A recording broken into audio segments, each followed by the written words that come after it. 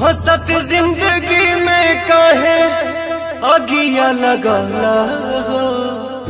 झूठो के राम जी दिल तू बनौला हो, ऊपर से प्रीत के रोग धरौला हो।